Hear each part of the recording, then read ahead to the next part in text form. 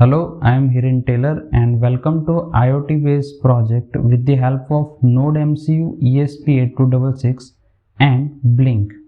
So in this video you will learn about how Blink is working and how you can use the Blink to control the servo motor and the LED. So first I will tell you working of Blink, then we will see the interfacing followed by programming and finally demonstration. So let us first understand how Blink is working. For Blink, we will have a Blink app. It is available for Android as well as iOS. So you can download your Blink app in your phone, which is connected to the Blink server. So you can access the data from the server to your app and you can send it to the server. Now, similarly, we have NodeMCU, which have a Wi-Fi capability. With the help of Blink library, it is also connected to the server. So this is how we can exchange the data between the NodeMCU and the Blink app. So both are connected to the server, and via server we are exchanging the data between the Blink app in our mobile phone and the NodeMCU.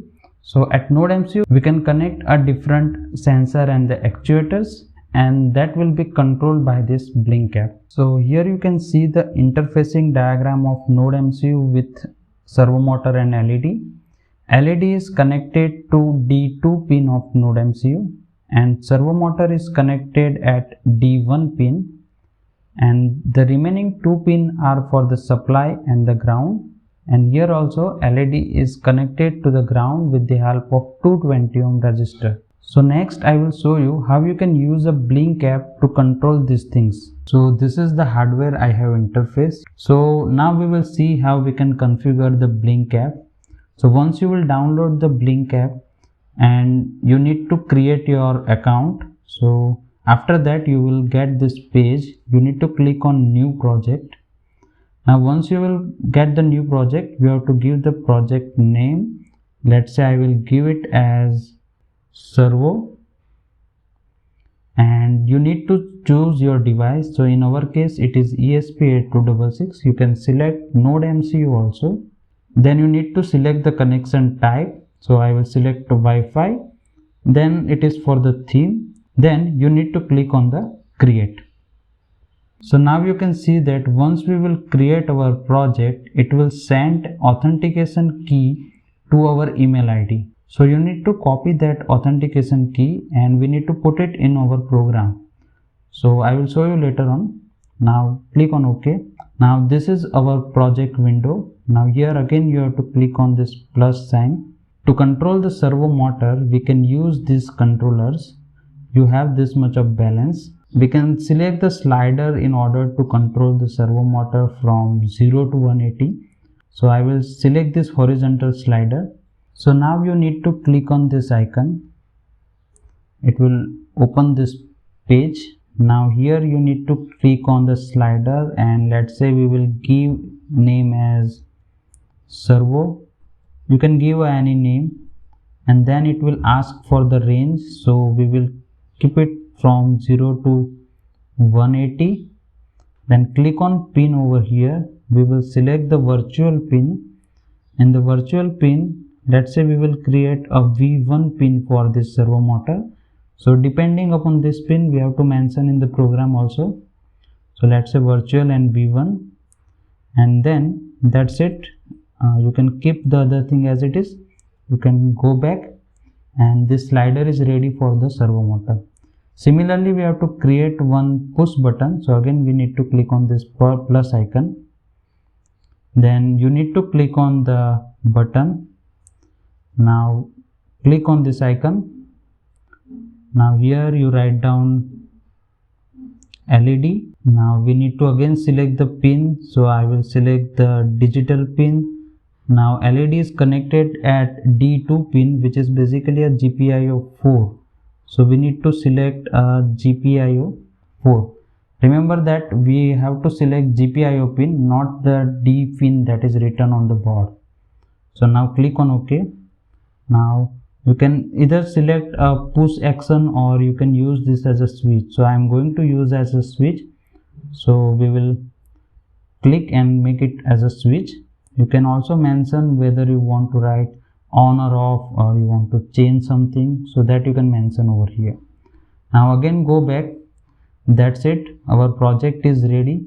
Once we will load our code on this Node MCU, then we will click on this play button and it will start running. So now let's jump to the programming part and I will show you the Arduino program of this project. So the first thing that we need to do is we need to copy this authentication token that we have received, and then we need to jump to the Arduino IDE. So in the Arduino IDE, if you are using a Blink app for the first time, you need to include the library. So in order to include the library, click on Sketch, go to Include Library, then click on Manage Libraries. Now here we have to write down Blink. So you will get this library Blink, and here you will see the install button. So you need to install this library, then and then this project will work. So I have already installed it, so that's why it is showing a install. Otherwise you need to install it. And as we are using a Node MCU, if you have not seen my video how to start with the Node MCU, you can go back and watch that video, so that we can select this Node MCU board over here and everything will work properly. So now in the programming part, as you can see that I have included the ESP8266 Wi-Fi.h and Blink simple ESP8266H header file, and this servo.h is for the servo motor. Now here we need to copy our authentication key. So I will copy a authentication token over here, and here we need to write down our Wi-Fi username, and here we need to write down our password. Now in the void setup part, I have just used serial.begin 9600 if you want to print something on a serial monitor. Then in order to start the Blink server, we need to mention this line. For some case it may be work with this line also, but if you are not able to get this line, then what you need to do, you just copy this command. If you are a Windows user, just write down cmd, so it will open the command prompt, and then just paste it and click enter. So you can see that we are getting the reply from this particular IP. You need to copy this IP and then you need to paste it over here, and finally you need to write down the 80 or again 8080. So this will work for me, and of course definitely it will work for you also. Then finally we have attached a servo pin to the D1 pin of Node MCU, so which is basically a GPIO of 5, that's why I have mentioned as a 5. And as we have seen in the Blink app, we have used a virtual V1 key, so that's why I have mentioned V1 over here, and it will initiate our servo write operation. So that's it. Now we need to just connect the USB cable. So I am connecting a USB cable to this laptop. So now we need to go to the tools, make sure that you have selected the proper board and then COM port. And once you will done this, you need to click on upload.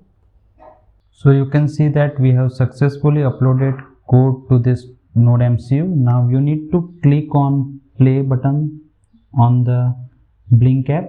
So here you can see that right now LED is off. Once you will click on the push button, LED will be on, and again you can control the LED with the help of your phone from anywhere. This is how IoT is working. And about servo motor, you can see that right now I'm sliding it and it is moving. So let's say this is 0, this is 180. So likewise you can move a servo motor. I hope this is helpful to you. I'm going to build lots of projects with the help of Blink and Node MCU. Thank you so much for watching this video. Don't forget to subscribe this channel and give your feedback in the comment.